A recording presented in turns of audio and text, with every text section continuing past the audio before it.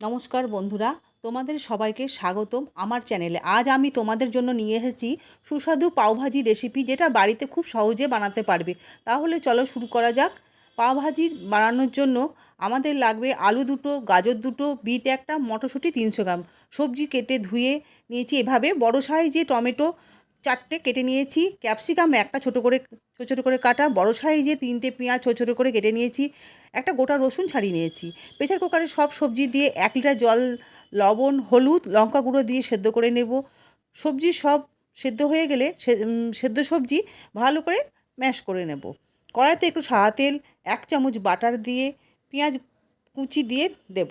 পেঁয়াজ আর এইদিকে ম্যাক্স যতক্ষণ অবধি না হয়ে যায় ততক্ষণ অবধি কিন্তু এটা খুব দিকে খেয়াল রাখতে হবে, নয়তো মুখে দানা দানা পড়বে গোটা গোটা। এটা ভালো করে ম্যাশ করে নিতে হবে।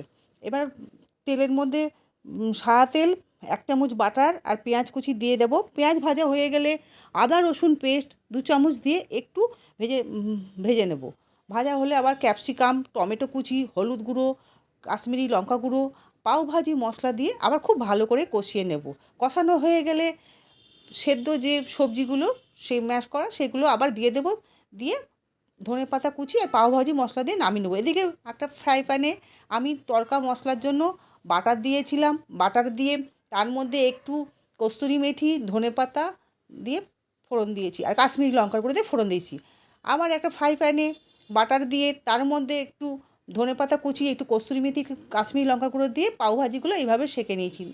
দিয়ে এবার আমি অনিয়ন অনিয়ন দিয়ে আমি সার্ভ করে নেব। আশা করি আপনাদের এই রেসিপিটা পছন্দ হবে। পছন্দ হলে আমার চ্যানেলটি লাইক